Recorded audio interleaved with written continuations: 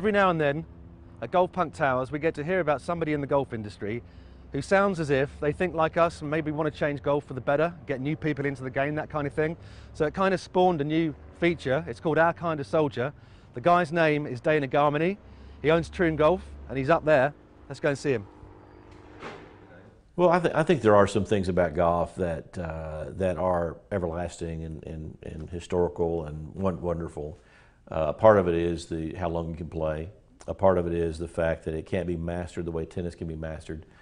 I mean, there's no. I mean, if you go today to Wimbledon, well, if you go to the French Open, you can name 2 people who are going to win, probably, or 3. But at Wimbledon, you can name 5. Whereas at the U.S. Open or the Open Championship, it's probably 40 or 50 or 60 people that have to be included, because again, it's hard to master. But that also means that as you mentioned, playing with someone else, especially for a short period of time, can give you success like they've had.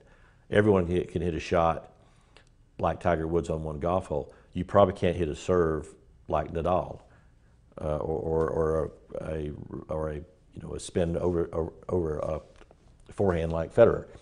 But in golf, you can't have the occasional moment of brilliance where you have that. And also, I think that it's a great place to be. I mean, you're outside.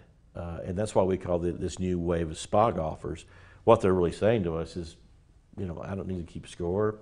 I've got 3 people I like. We're having a couple of beers. We're playing for a couple of bucks for fun. But we're not going to play in the member guest. We're not going to play, in the invitational. We're having a great time out here. Sun's shining, the grass is green, there's animal life all around us. It's fantastic. So that's the part that's good. And if we could just take away some of the issues of the stuffiness, how long it takes to play. We've got a program called Troon Values Your Time that we're very proud of, about trying to set par target times and trying to have tee times in certain parts of the day that you have to require you meet those times or you can't play. Because the worst thing for a golf course is the first group out does 5 hours, and then you're 6 hours by late in the day. The Pebble Beach problem of having picture taking and everything else versus playing golf.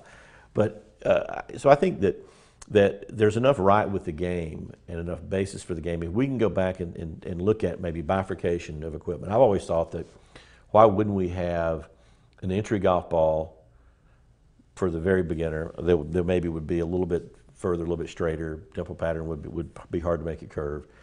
A golf ball for almost everyone else, and then a very elite golf ball that would be shortened back to, say, 1996 levels. Because the golf ball from 1956 to 96 is about 4 yards longer at the very top end of the business. From 96 on, it's about 40 yards longer. It makes no sense. And all the money that's been spent to protect that has cost people in green fee money or dues money or whatever. It gets paid by someone. So there's an opportunity, I think, to make it a bit easier. It's an opportunity to use the equipment called the snag golf concept for the kids, where the plastic stuff, where they really can go without hurting somebody, and do it in the schools, and eventually make people coming out with the idea that golf can be a fun game versus this sort of life lesson game. And look, golf's always going to be this great stories of people calling penalties on themselves or doing that, and that's great. The honorable part of golf, I love that. But let's face it, if someone saw Carl Pedersen in the PGA that McIlroy won a couple of years ago move his golf club back in a leaf move and be penalized for that, people watching that game are saying, why would that happen? Or if you put a group of 100 people who'd never played golf before and you made them watch an hour of the U.S. Open with high rough, hey, that looked fun? You want to go do that? Probably not. So again, we've got to try and say it isn't one game. The USGA and the R&A may say it's one game. It's not one game. It hasn't been one game for years. Since the equipment blasted into the stratosphere, it hasn't been the same game. So let's don't pretend that it is. Let's go out and do something where we can take care of the entry-level person and yet limit on the high end where we don't have 9,000-yard golf courses. To me, because somebody's paying for that, and it's not the professionals that are paying for it. Dana Garmany, you're our kind of soldier. Thank you very much. Thanks for having me. I appreciate it.